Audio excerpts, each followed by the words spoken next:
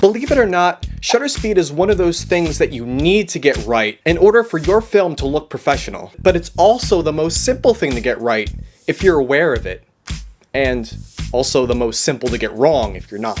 While shutter speed does affect the exposure in your shot, it's not typically used as an exposure tool when shooting for film.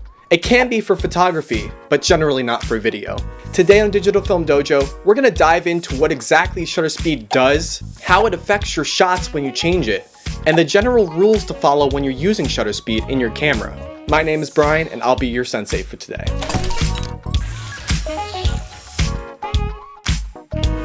So first of all, what exactly is the shutter? The shutter is a device that allows light to pass for a determined period, exposing photographic film or light-sensitive electronic sensor to light in order to capture a permanent image of a scene. Do you really expect me to memorize that? Come on. The speed of the shutter is controlled by a ring outside of the camera, on which various timings are marked. This is the shutter speed. Shutter speed is measured in increments of fractions such as 1/24th, 1/48th, 1/100th, and so on.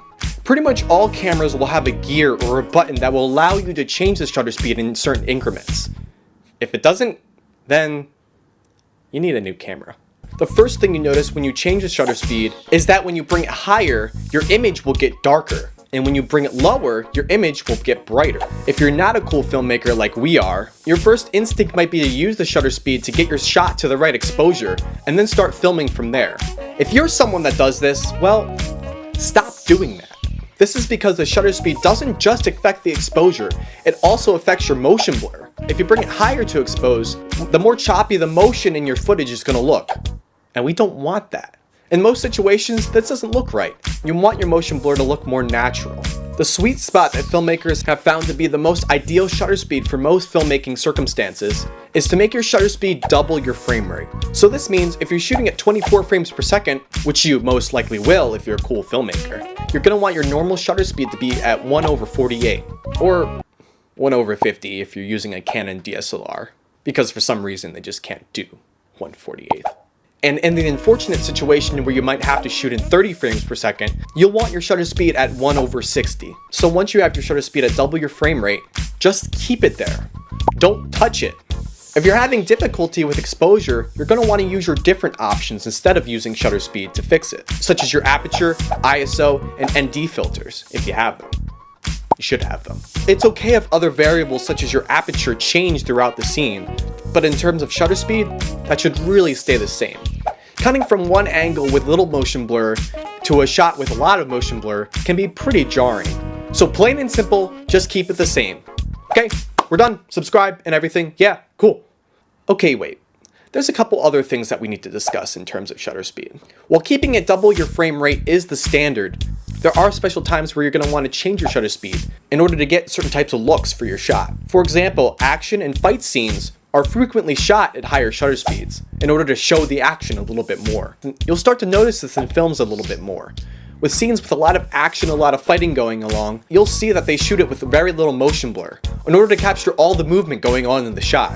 The lack of motion blur helps exaggerate the camera movements and the action and set the tone and intensity of the film. If there's a lot going on in your film, you don't want to miss any moving piece, and using higher shutter speed will help you achieve that look. You won't miss a beat. Another time that you'll have to raise your shutter speed is if you're working with higher frame rates. Remember, you always want your shutter speed to be double your frame rate. And this is still true if you're shooting in high frame rates such as 60 frames per second or 120 frames per second. If you're shooting in 60 frames per second, this means you're going to have to raise your shutter speed to 1/120. And if you're shooting in 120 frames per second, your shutter speed should be 1/240. While this is still an easy rule to follow, this is going to present a couple of new challenges. Because you're raising your shutter speed so high, it's going to make your exposure a bit darker. Bringing your shutter speed so high will cut your exposure quite a bit. So you'll need to be prepared to light your scene differently that way, or have tools to fix your exposure for those shots.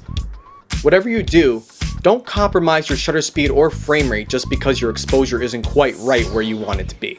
Really focus on what other factors you can use in order to make your exposure right, and in a pinch, you can use some color correction to help you expose your shot in post. Remember, even if you're shooting in RAW and you can change a whole bunch of stuff in post, you can't change your shutter speed. That's baked into your picture. forever. So don't get it wrong. No pressure now. Now on the opposite end, there are some circumstances where you might want to lower your shutter speed from the normal spot. Not many, but there's some. For example, time lapses. Time lapses are usually shot at very low shutter speeds. This will help you get those really cool light streaks, especially when cars are driving by at night during your shot. This technique can also be used for some stylistic purposes, where you may want some exaggerated motion blur in your shot in order to achieve a certain effect. This may look pretty cool sometimes, but you might not want to overdo it. But whenever your shot returns to the normal status quo, double your frame rate will be your best friend. On a side note, shutter speed for photography is a slightly different story. Since photographers don't have frame rate to deal with, they can use shutter speed as an exposure tool for their shots. They have a lot more freedom with shutter speed. Lucky. While doing photography, you can easily click away at your shutter speed gear, and you can use it to expose your shots perfectly, without really affecting any major factors. Shutter speed will also help you capture subjects in fast motion, such as sports or animals. This is what sports mode means on your camera. It's just a consumer version of high shutter speed. So jumping back to film, most seasoned filmmakers have an eye for shutter speed and can usually pick it out when watching a film. This is why it's extremely important to get your shutter speed right, because filmmakers will notice it right away if you're not using it right. They might view your film as more of an amateur film than a professional film. Come on now, don't be that guy. It's a super simple guideline. Just follow it. And that's about it for shutter speed. Not as complicated as aperture or some other camera adjustments, but it's still equally, if not more important. If you want to learn more about camera techniques and other filmmaking tips, be sure to subscribe to catch weekly filmmaking and video production instructional videos. I'll be covering new topics each week, and some videos will even come with some source material for you to work with. If you have any additional questions, feel free to comment them down below. If you have any topics you want me to cover, feel free to comment those too. And feel free to follow my Twitter or Instagram for some behind the scenes look at some projects I'm working on and some photography that I do on the side. With that, I hope you all have a nice week, and I'll see you for the next video. Bye everyone.